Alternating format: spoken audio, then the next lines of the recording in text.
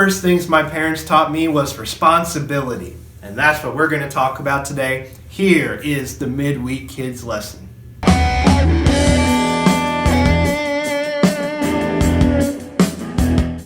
So what is responsibility? And why do we need to know what it is? And why do we need to take it for ourselves? Well, responsibility is kind of like another big word, which is consequences. And consequence means that everything you do makes something else happen. So let's say you kick a ball, and a consequence is that ball flies across the room. And so everything we do makes something else happen. And so as we take responsibility, when we do something that makes something else happen, it's either our fault if it's bad, or we did it if it's good. Lately, we've been looking at the book of Joshua. And through Joshua, God is helping his people take the land that he has promised them.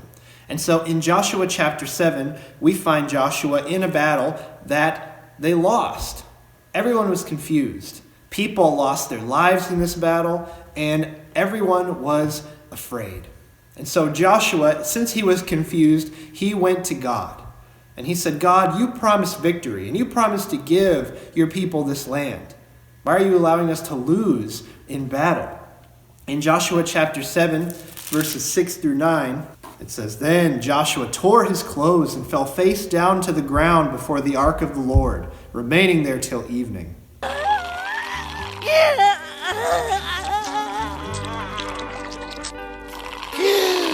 The elders of Israel did the same and sprinkled dust on their heads. And Joshua said, Sovereign Lord, why did you ever bring this people across the Jordan to deliver us into the hands of the Amorites to destroy us? If only we had been content to stay on the other side of the Jordan. O Lord, what can I say? Now that Israel has been routed by its enemies, the Canaanites and the other people of the country will hear about this. They will surround us and wipe out our name from the earth. What then will you do for your own great name? In Joshua 7, verses 10 through 12, God says to him, Stand up. What are you doing down on your face? Israel has sinned. They have violated my covenant, which I commanded them to keep. They have taken some of the devoted things from Jericho. They have stolen, they have lied, they have put them with their own possessions. That is why the Israelites cannot stand against their enemies. They turn their backs and run, because they have been made liable to destruction. I will not be with you anymore unless you destroy whatever among you is devoted to destruction. A couple weeks ago, we talked about Israel taking over Jericho. And God told them everything in Jericho was supposed to either stay there or they were supposed to destroy it. So all the gold, all the jewelry, all the animals, all the clothes, everything that was valuable, it was supposed to just be burned. It's supposed to be gotten rid of, destroyed. God is saying somebody in Israel has taken stuff from Jericho that they weren't supposed to take. And I'm holding them responsible. God also said to Joshua, I won't be with you anymore unless this gets taken care of. And that's the worst thing that could have happened to these people. And that's the worst thing that can happen to us. If God is not with us, that's the worst thing. And notice here, God said that Israel has sinned. But what God knew is that there was one person and one family that stole things from Jericho. There was one family that lied about having things that were supposed to be given to God. And God knew who it was. In verses 19 through 21, God shows Joshua who the person is, and his name was Achan. Yup. Oh, some bacon. Yup. Then Joshua said to Achan, My son, give glory to the Lord, the God of Israel, and give him the praise. Tell me what you have done. Do not hide it from me. Achan replied, It is true. I have sinned against the Lord, the God of Israel. This is what I have done. When I saw the plunder, a beautiful robe from Babylonia, 200 shekels of silver, and a wedge of gold weighing 50 shekels, I coveted them and took them. And they are hidden in the ground outside my tent with the silver underneath. And so what Achan did here was he was jealous of what the people of Jericho had, and he wanted it for himself. He wasn't content with what God had for him. And so he took it. The problem here is that God told all of his people not to. And if one person did, they're disobedient. It's kind of like a football team. If one person does bad and causes the team to lose, that doesn't just mean that one person lost. It means the whole team loses. And that's how it was with the Israelites. God was holding them responsible. And Achan was responsible to the whole people of Israel and to God. He had to take responsibility for what he had done. And that's important for us to learn because sometimes the things we do affect other people. So for the activity today, kids, I want you to ask your parents to take some of your favorite things. I got my hat and my Godzilla, and I want you to ask them to hide them from you. So give them time to hide them, and then you go and find those things.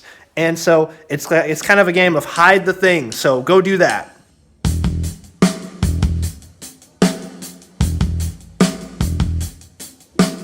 Once your parents have hidden the thing and you've found it, I want you to think about this. When we have other people's things, we are responsible for them.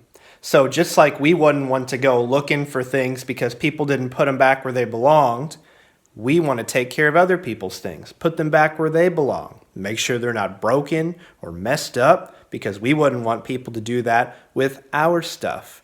A lot of responsibility is making sure that things are taken care of. God doesn't want to let people do the same bad thing over and over, so he punished sin. Achan had to be put to death. He did an evil thing against a good God who loves him.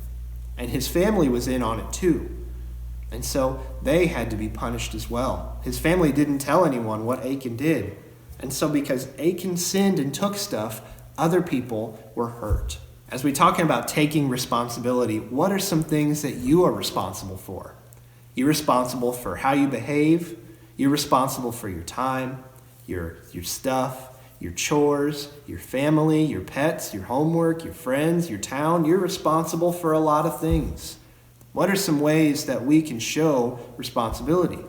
Well, we can do our homework. We can do our chores. We can honor our father and mother by listening to them. And we can do what we say we're supposed to do. If we do something bad or if we don't do what we say we were going to do, we can apologize. We can say, that was my fault. I did that. And not try to blame other people. Here's some good news. Jesus took responsibility for us. Jesus didn't do anything wrong. Jesus always did the right thing, but he died for our sins. Achan had to die for his sin, but Jesus died for ours, to forgive us of all those times where we don't take responsibility, where we don't listen to our parents, where we don't return things we borrow, where we don't do things we say we were going to do. Jesus took responsibility for that. He said, I'll take the blame. That's on me. And he died and he rose again to save us.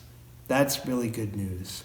And so since Jesus took responsibility for us, we get to take responsibility for ourselves and for others. That's what it means to love one another. We take responsibility for them. We help them just like we would want them to help us. Thank you for joining me today, kids, and may God richly bless you.